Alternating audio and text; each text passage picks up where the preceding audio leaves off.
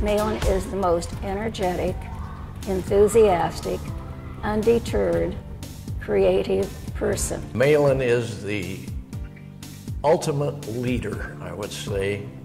Community leader, business leader, Stanford leader. Has always wanted to be number one in whatever he was doing. He has been a mentor. He has been somebody who has just shown us how you should be a civic leader. The most important part of my life today, and it has been for the last 25 years, is helping people.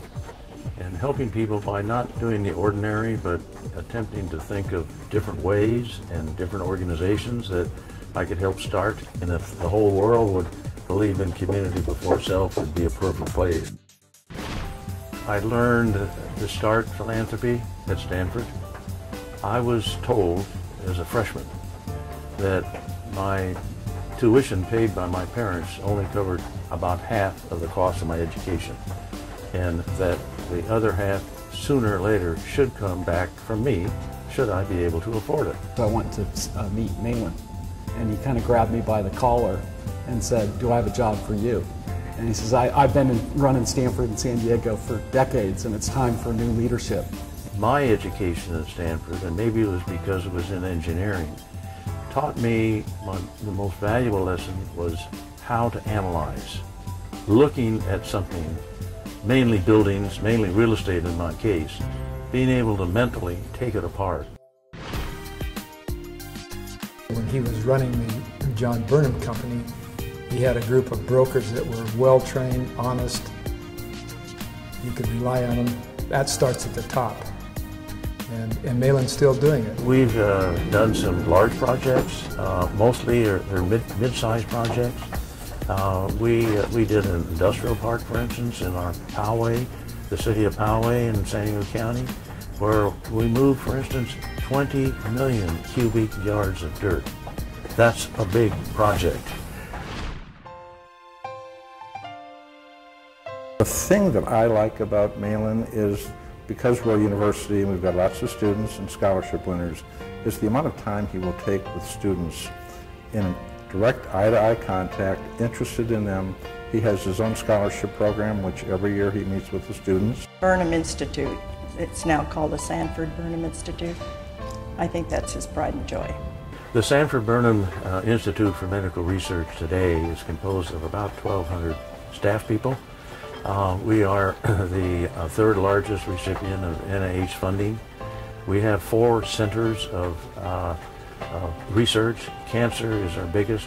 Malin is a provocateur for any organization. If he comes in and sees that it's not functioning right, he comes in and helps it to grow. I remember sitting in a board meeting at San Diego State about the business school. We were on the board together, and we walked out together, and he looked at me and he said, "Dwayne, did you know there's so much going on here?" I said, "No." And he said, "We need to do something about this." The mayor of San Diego reports to Malin Burnham. I think he's just constantly had the city's, everything about this city is in his best interests, and he's very committed to working with anybody to help make San Diego a better community. There's never a project that he has gotten involved with he didn't think could be completely successful. And I actually admire that.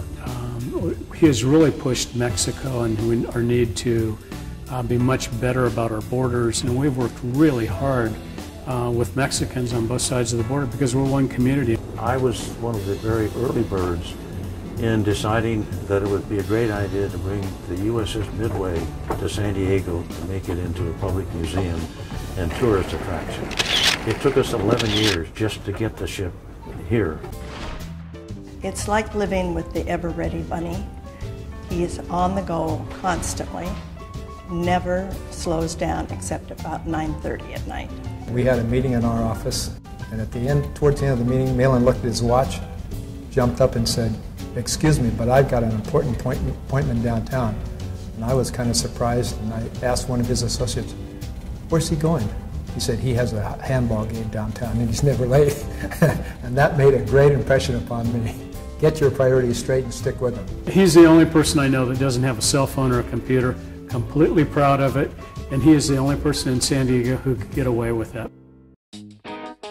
I started sailing at age 10. My parents had never been on a boat before, so I wasn't following a family tradition. What the junior sailing program taught me was a lot more than just how to steer a boat. I was exposed to what I call my virtues and values. Things like dedication, follow through, hard work, never give up, play by the rules. I did win the World Championship in the Star class, which is I'm prejudiced, but I believe it's the premier sailing racing class worldwide. And I did that at age 17, which has never been duplicated. I would say my second highlight was helping Dennis Conner. We were partners in bringing the America's Cup back to America. Well, he was totally in love with sailing, but we did have a power boat, and we took it almost all around the world. We had it for 11 years, but over 100,000 miles under the keel. I have salt water in my veins. I've been around the water, and I have to be around the water to be comfortable and enjoy my life.